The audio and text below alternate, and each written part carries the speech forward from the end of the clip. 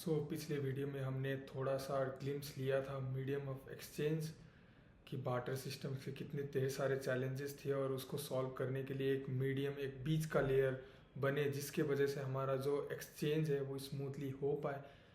तो medium of exchange एक perfect example है, एक सिंबॉलिक रूप है जिसके वजह से हम चीज़ों को खरीद सकते हैं आराम से, अपने जो भी बेसिक नीड्स है, अपने डिज़ायर से, अपने वांट से उसको पूरे कर सकते हैं। जैसे पैसा कोई खाने की चीज़ नहीं है या पैसा कहीं इन्वेस्ट करने की चीज़ नहीं है, मनी तो मनी है। और अगर कोई भी चीज़ यदि हम कंज्यूम कर रहे हैं फिर वो एक perfect example of medium of exchange बनने में भी मुश्किल है। और यदि इन्वेस्टमेंट, क्योंकि इन्वेस्टमेंट में हमेशा 3 फैक्टर्स हमेशा आ जाती हैं और उसमें सबसे पहला है रिटर्न, कि आप अगर कुछ भी पैसा अगर आप इन्वेस्ट कर रहे हो तो उसके अगेंस्ट कुछ ना कुछ प्रोडक्शन होगा तो उसके वजह से आपको एक रिटर्न आएगा। दूसरा है रिस्क ऑफ लॉस, कि अगर आपने इन्वेस्टमेंट किया, बाय चांस वो बेट सही नहीं गया, वो इन्वेस्टमेंट इंस्ट्रूमेंट सही नहीं गया, तो वो इन्वेस्टमेंट भी आपका एक मनी का फॉर्म नहीं ले पाएगा। और अगर उस इन्वेस्टमेंट में कुछ लॉस हो गया और हमें टाइम में अगर कुछ पैसे चाहिए, जैसे कि हमने देखा होगा अगर हम इक्विटी मार्केट्स में भी ट्रेड करते हैं, चाहे वो जीरोधा का हो जाए, एंजल वन, सेबी के जो भी रिगार्ड्स है, पहले उस इक्विटी को अगर हम सेल करके हम अपने बैंक अकाउंट में भी लाने की कोशिश करते हैं, जो भी अमाउंट हमने इन्वेस्ट किया है किसी भी स्टॉक्स पे, तो उस इन्वेस्टमेंट को हमारे बैंक अकाउंट में पहले आने में 2 दिन लगते थे, अब 1 दिन। और अभी के टाइम में 80-20 हो गया कि आज के दिन 80% और अगले दिन 20% आपको मिलेगा। तो आप जब इमरजेंसी में हो तब वो पूरा का पूरा पैसा आपको इमीडिएटली नहीं मिलता। और बड़े बुजुर्गों ने भी अपने विजडम पे बताया और बड़े बड़े फाइनेंशियल एडवाइजर्स जो भी हैं वो भी बताते हैं कि आप इन्वेस्टमेंट तब शुरू करना जब आपके पास कम से कम 6 से 8 महीने का जो इमरजेंसी फंड है वो आपके बैंक अकाउंट में हो, सो दैट कि कभी भी कोई इमरजेंसी आए तो आपके पास वो लिक्विड एसेट हो। क्योंकि पैसा तो हाईली लिक्विड है, अगर कहीं भी हम जाएंगे, अगर हमें इमरजेंसी पड़ी तो वो पैसा इमीडिएटली हम लोग स्वैप करके अपना जो भी हमें नीड है, चाहे वो मेडिसिन हो गए, चाहे फूड हो गया, चाहे पानी हो गया, कुछ भी बेसिक नेसेसिटीज़ है वो इमीडिएटली ले सकते हैं और उसमें उस पैसे की कोई वैल्यू डिक्रीज नहीं होगी। इसी वजह से मनी इतनी इम्पोर्टेंट है। मनी कोई कंजम्पशन की चीज़ नहीं है, ना ही कोई इन्वेस्टमेंट की चीज़ है। और हमारे बुजुर्गों ने भी वो चीज़ सिखाया है कि हमें पैसे सेव करने चाहिए, सो दैट कि जब भी इमरजेंसी पड़े तब हम उस पैसों को यूज़ करें और हमारा जो इमरजेंसी सिचुएशन हो वो टल जाए।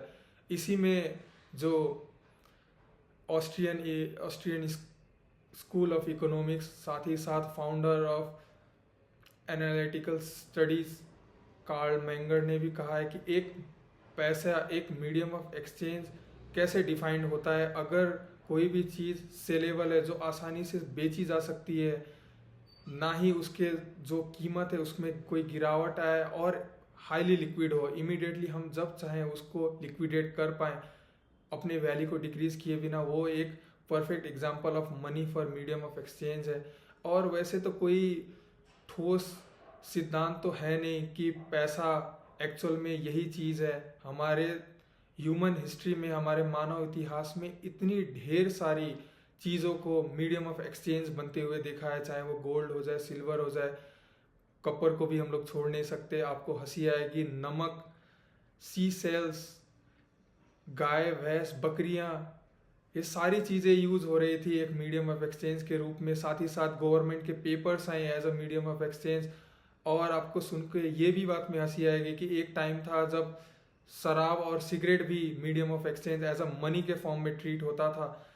तो ये मीडियम ऑफ एक्सचेंज एक पर्टिकुलर व्यक्ति के ऊपर डिपेंडेंट है कि वो किस चीज़ को एक्नॉलेज करता है कि ये जो वस्तु है ये पैसे के फॉर्म में हमारे आदान प्रदान, हमारे सामान के लेन देन में ये एक कारगर साबित हो सकता है।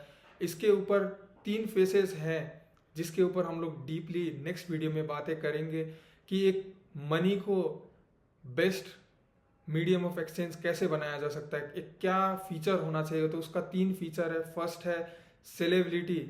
मेन चीज़ तो वही है कि अगर कुछ भी चीज़ अगर सेल हो पा रहा है तो वो मीडियम ऑफ एक्सचेंज है। और सेलेबिलिटी किस टाइम पे, saleability across scale, across time and across the space. तो ये 3 अगर फीचर्स अगर मैच कर रहे हैं तो वो बढ़िया मीडियम ऑफ एक्सचेंज बन सकता है। और इसके डीपर साइड्स में हम नेक्स्ट वीडियो में बात करेंगे। ये डे 3 है, Jan 3rd 2025, the new year resolution. Hi, मैं मुरारी गुप्ता, आपका दोस्त। और कोशिश यही की जा रही है कि अपने दोस्तों के बीच में जो भी नॉलेज, जो भी गेन कर रहे हैं, जो भी पढ़ के सीख पा रहे हैं पैसों के बारे में, बिटकॉइंस के बारे में, वो आपके बीच शेयर कर पाए और पैसों को और बेटर तरीके से समझ के पैसों को बढ़िया तरीके से हम ढूंढ पाए। अच्छा लगे तो लाइक बटन हिट कीजिएगा।